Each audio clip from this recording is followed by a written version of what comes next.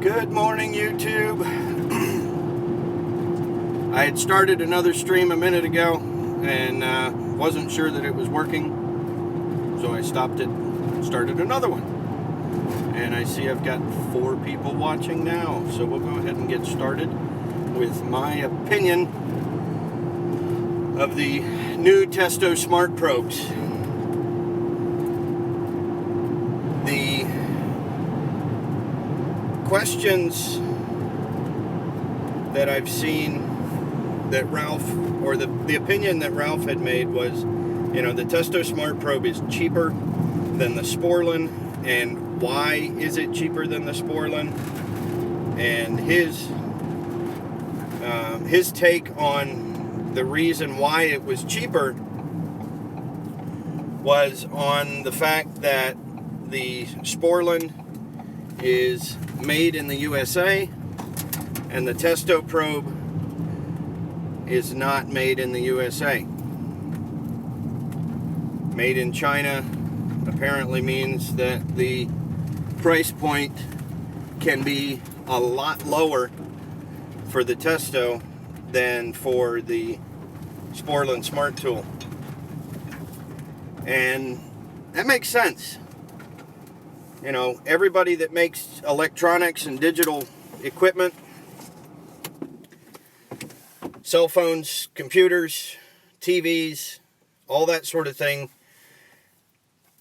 is typically not made in the USA. So it makes sense that the Testo kit being made in China or wherever it's made could have a lower price point. And that's all well and good. I am thankful and grateful that my favorite refrigeration analysis device, the iConnect and iManifold, just happened to be made in Ohio. I took a short tour a while back when I went up to Ohio, got to meet Jim Bergman and the design team behind the iManifold and the iConnect. I got to see, the processes that they go through to build it. I got to see the testing equipment that Jim Bergman has posted in several videos where he's tested the fail point of different components. And that was pretty cool. But to me, it doesn't really matter where it's made. And I'm not coming over, saying that Ralph is wrong for trying to support American-made products. I think that's, all in all, a very good thing to give support to jobs in America. But then again, we've got people in the YouTube community that are in the UK and other countries that they could care less if it's made in America. And if it's made in China or Portugal or Bangladesh or Vietnam or wherever, there are people on YouTube that are going to support companies that build their products in the UK because they want to support the economy where they live. And so the fact that the tool itself is not made in America is kind of a non-issue, because if you buy the tool at a supply house locally, you are supporting the economy where you live. The guy working behind the counter at the supply house you go to is making a sale of a product, and he's getting paid when he sells you the product. So, supporting a company that is overseas is almost inevitable anymore. I mean, YouTube and Google don't pay nearly the taxes that other businesses that are 100% American or in the USA would pay. Even Apple, I'm shooting on an iPhone. It's designed in California, but that doesn't mean anything. The components are made in China or Japan or wherever. And so, you are supporting a foreign economy in almost every single product that you have in your house. In some form or another, jobs are overseas for whatever components that you, whatever pieces of equipment, tools, instruments, devices. There is something overseas in just about every piece of equipment. So to say that the Testo kit, doesn't deserve our support is great. I mean, sure, but if you buy it locally, you're supporting the economy where you live. So that's to me a non-issue. Not everyone can afford a $600 pressure test kit. The Testo 549 and the 550s are an amazing basic refrigerant gauge set. They work well, they're well built, and they do what they're supposed to do by design. The iManifold iConnect, a lot of the components in them may come from overseas, but then they're definitely constructed locally or within the U.S. So my basic short version is that, if you can't afford an iConnect, but you want to go digital, maybe look at the Sporlan. It's going to give you basic features, but the price point on that is definitely going to come down too. When they started out, they were $600, and the price point will come down. If they come up with additional accessories, air probes, whatever, the price point's going to go back up again because you're going to be buying more within the kit of things to go together. I'm amazed at the price points on the different wireless Testo kits. My go-to meter was a Testo 510 for dual pressure manometer, and that was $150. But when you hold it in your hand, it literally can fit in your hand. And $150 for a piece that is all plastic and very lightweight, not necessarily a rugged construction, despite the fact that it does withstand a heck of a beating. That's a pretty steep price point for a dual port manometer. Not as bad as some others, but for a basic manometer, that's not terrible. The new 510i is only $89 at TruTech Tools. And you can imagine that the reason that they were able to get that price point from $150 down to $89 is because the new one, the 510i, does not have a display.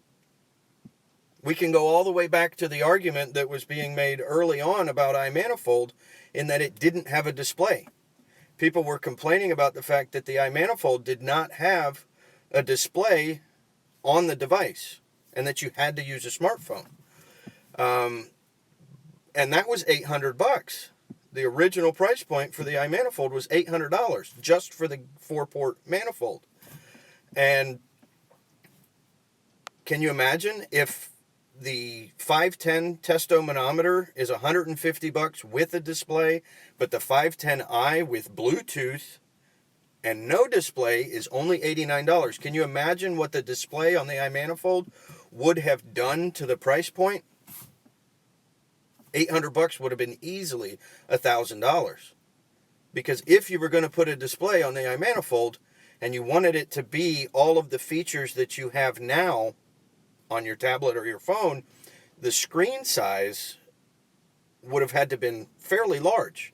Yeah, it'll work on your phone, but you've got resolution on this phone, and you couldn't change the resolution of the display on the device.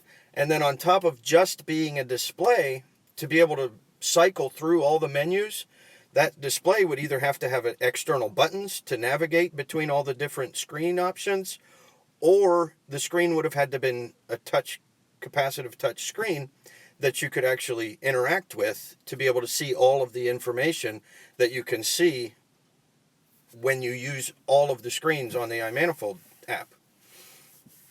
So, price point is a good argument, but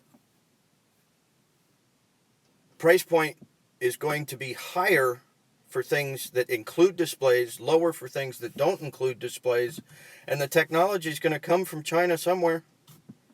I mean, correct me if I'm wrong, Jim, but the circuit boards and whatnot within the iManifold probably did not come from the U.S. originally. I could be wrong, but all in all, I say good job to Testo for being able to come up with a price point that beats Sporlan across the board. And, if you can get the Sporlan Smart Tool for $600, and all it is 2 wireless pressure probes and 2 wireless temperature clamps, imagine what happens to that when you add air probes. And if you go with the Testo, you've got 2 pressure taps and 2 clamps for $220. And then you can get the air probe that reads humidity for $89. You can get the hot wire anemometer for under $100. You can get a standard piercing probe for under $100. You can accessorize the Testo kit up to the $600 price point and end up with a lot more than what the Sporlan offers. So, if Testo can get their price point down by having their devices constructed, designed, and built somewhere other than the U.S., good for them. I will be getting a Testo refrigeration kit, and I've purchased a couple of accessories for it. I've got the 510i manometer coming, I've got the humidity stick coming, and I've got a piercing probe coming. And if you take the price point of the original pressure refrigerant kit at $220 and you add the $223 that I got the additional accessories for, you end up 223 plus 220 is $443. I still have more money to go if I was going to meet the same price point that the Sporlan does. So, generally speaking, yes, I am furry. But generally speaking, I say good for Testo for being able to get their price point down and be able to provide solid,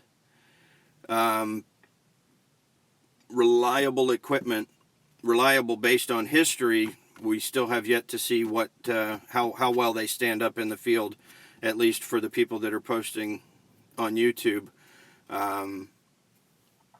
But if you can outfit a kit at the same price point as the Sporlan and get a lot more capability, then you're definitely better off with the Testo than you would be with the Sporlan.